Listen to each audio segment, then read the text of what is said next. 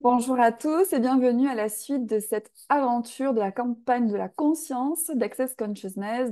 Je suis toujours Marie-Sandrine Salvé, toujours facilitatrice certifiée d'Access Consciousness. Donc, c'est ce que je vous dis à chaque début de capsule et je vous partage ces outils, certains outils d'Access Consciousness sur 8 vidéos pour vous faciliter la vie et ne pas oublier la joie de vivre finalement qui peut partir quelquefois un petit peu en fumée comme ça en fonction de ce qu'on vit, ce qu'on traverse, et de se rappeler que derrière ça, en fait, il peut y avoir des belles choses qui nous attendent. Je vais vous partager un mantra, qui est le mantra d'Access Consciousness. Donc, qu'est-ce que c'est un mantra? C'est une phrase qu'on va répéter plusieurs fois et qui va nous amener en fait, à changer notre vibration. Et quand on commence à vibrer quelque chose de différent, ben, ça peut faire alors, je reprends. Si on vibre quelque chose de différent, notamment de positif, ça va commencer à faire fondre tout ce qui vibre de négatif, on va dire. Donc, ce mantra, c'est tout de la vie me vient avec aisance, joie et gloire. Et le mot gloire, en anglais, c'est glory. La signification, c'est l'exubérance de vie. Ça serait dire tout de la vie me vient avec aisance, joie et exubérance de vie, mais c'est traduit tout de la vie me vient avec aisance, joie et gloire. Donc, quand on va dire cette phrase-là, c'est de voir que c'est vraiment tout. Le début du mantra, c'est la clé en fait. C'est tout que je suis en train de vivre là me vient avec aisance, joie et gloire. C'est pas juste quand je suis super bien, c'est waouh, tout de la vie me vient avec aisance, joie et gloire.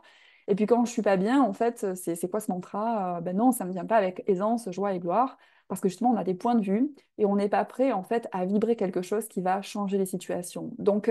Qu'est-ce que c'est déjà que les choses nous viennent avec aisance? Donc l'aisance, c'est pas toujours la facilité, c'est pas vraiment cette définition-là.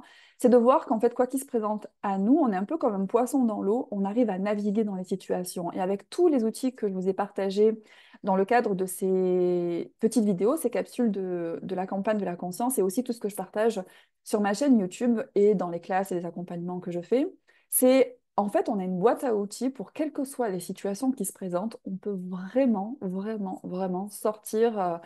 On va dire, du burk, vous voyez, cette énergie où rien ne va, à quelque chose en fait où on a vraiment un sens des possibilités. C'est vraiment revenir en fait à nos ressources personnelles qui nous amènent en fait à avancer plutôt que d'être plombé par un mental, par les autres, par un environnement ou par voilà, ces pensées négatives qui nous amènent à nous limiter, arrêter de choisir, donc arrêter de créer notre vie.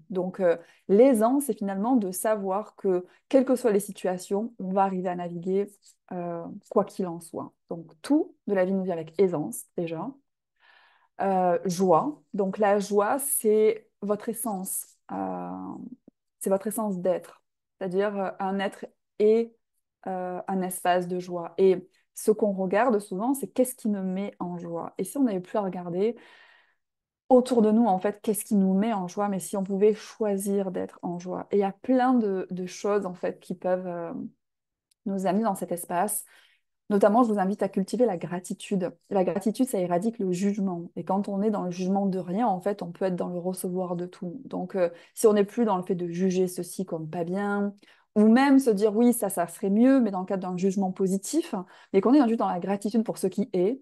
Et quand je vous parle de ça, quelquefois, même les situations qui nous challenge, il n'y a pas une seule situation qui m'a challengée que j'ai pas reçu un cadeau derrière. C'est-à-dire qu'on peut avoir de la gratitude pour tout ce qui se présente à nous, parce que si on est dans cette volonté de regarder les choses sans jugement, on peut voir en fait que ça nous apporte des prises de conscience, ça nous donne de la clarté sur quelque chose, ça nous apprend plus sur nous-mêmes, ça nous amène en fait à choisir différemment demain. Ça peut être tous ces cadeaux en fait qui se cachent. Quand je dis qu'ils se cachent, c'est qu'on ne les voit pas au premier abord. Et quand on est présent sans jugement à une situation ou à une personne dans notre vie ou quoi que ce soit d'autre, en fait, on peut recevoir la beauté en fait qui se cache derrière le jugement qu'il y avait juste avant, vous voyez. Cette joie, en fait, c'est quelque chose qu'on peut choisir tout le temps en étant dans la gratitude. Je sais pas pourquoi je pense à ça, même si quelqu'un dans notre vie disparaît, que ce soit parce que il y a une séparation, ou même en fait la personne décède par exemple. Donc je sais que c'est pas très gai, mais en même temps, parlons de tout.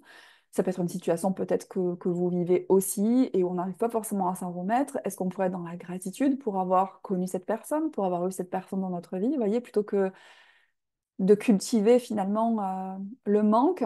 c'est-à-dire d'être dans le jugement de la situation et de ce qu'il y a de mal par rapport à ça, sachant qu'on peut rien y changer, c'est de voir, en fait, quand on fait ça, on oublie tout le merveilleux de moments qu'on a passés avec une personne, même ça peut être une relation amoureuse, ça peut être dans la famille, ça peut être dans des amis, où on peut quelquefois voilà, plus se parler ou plus se voir, où les choses changent. Voilà, quand il y a du changement comme ça, si on pouvait rester dans sa joie et pas aller dans le jugement, pas être dans la mélancolie, mais dans la gratitude pour ce que les choses ont été. Et pour du coup, en fait, dans cet espace-là, eh bien, voir en fait qu'on peut amener ça dans notre continuation de vie et qu'en fait, il peut y avoir de belles choses qui nous attendent demain aussi et différemment. Donc cette joie, c'est quelque chose que vous pouvez choisir. C'est là où je veux en venir et que ça dépend pas en fait des contextes, des situations qu'on vit ou de personnes ou de choses extérieures à nous.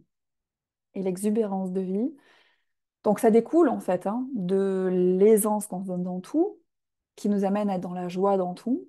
Et du coup, dans cette exubérance de vie, c'est-à-dire le fait d'être totalement too much, en fait. Le trop, c'est un sujet qui me parle beaucoup. En plus, je fais un programme mensuel sur le fait d'être soi, d'être trop.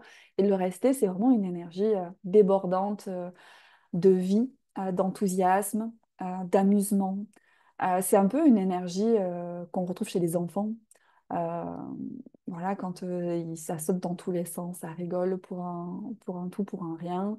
Euh, c'est curieux de tout, ça croque la vie. Voilà, si on pouvait être dans cette exubérance de vie tout le temps, hein, plus acheter son âge, c'est-à-dire plus s'aligner à son âge, c'est-à-dire à un moment donné, il faut commencer à être sérieux, il faut commencer à être responsable dans la vie, etc. C'est pas parce qu'on est dans l'exubérance de vie qu'on n'est pas conscient et qu'on ne fait pas des choix, on va dire, qui vont vers ce qui va créer le plus.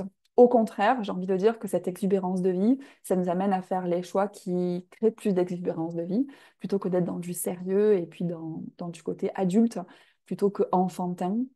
Et si on pouvait garder notre âme d'enfant, même si en fait, voilà, on avance, on évolue, on devient, voilà, peut-être, on se construit en fait, on avance dans la vie, mais c'est pas pour autant en fait qu'on doit laisser qu'il y a ces périodes en fait, l'enfance et le côté adulte, parce que l'enfance, comment dire, au-delà de l'âge, en fait, c'est vraiment un espace où on se laisse plus vivre et on se laisse plus être. Donc, c'est comme ça que je vous partagerai cette exubérance de vie pour vous donner une image et que vous perceviez peut-être à quoi ça peut ressembler. C'est partout où vous avez abandonné cet espace-là d'énergie, d'amusement, de jeu nourrissant.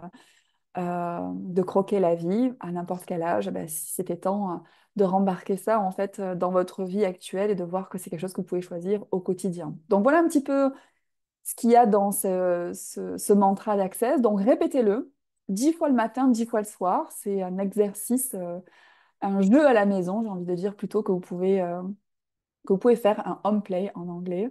Donc vous amusez avec ça et voir ce que ça crée. De dire 10 fois le matin, toute la vie me vient avec aisance, joie et gloire, toute la vie me vient avec aisance, joie et gloire, toute la vie me vient avec aisance, joie et gloire, toute la vie me vient avec aisance, joie et gloire.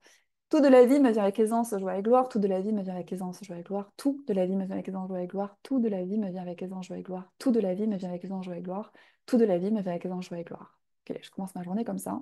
Et avant de me coucher, pareil. Et si vous avez envie de le dire plus souvent, eh bien, dites-le. Moi, rien que le fait de l'avoir dit 10 fois, là, c'est léger, ça pétille, ça fait du bien. Et du coup, voilà, ça m'accompagne en fait pour la suite. Donc, utilisez ce mantra, c'est facile, c'est simple.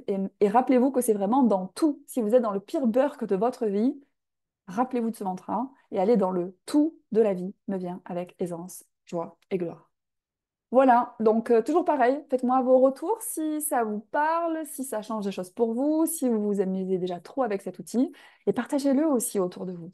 Alors voilà, vous pouvez dire comme je vous le partage, en fait, essayez, vous verrez. N'essayez pas de convaincre les personnes. Et la meilleure façon, en fait, de savoir si ça marche, c'est d'essayer. Donc, vous pouvez être aussi l'invitation pour d'autres, finalement, à changer leur vie, changer leur point de vue et changer des situations qu'ils vivent où en fait de parler des fois ça sert à rien. Allez, on utilise le mantra, on fait ça et qu'est-ce que ça peut changer juste dans l'énergie, dans la façon de se sentir après l'avoir dit Et si c'était juste ça qui était important, de commencer à se sentir mieux, pour commencer à regarder les choses différemment, pour commencer à faire des choix différents, pour créer sa vie différemment, et d'être vraiment en fait dans cet espace d'être soi. Gros bisous tout le monde, et je vous dis à tout bientôt pour notre dernière capsule, la huitième, de cette aventure de la campagne de la conscience. Bisous!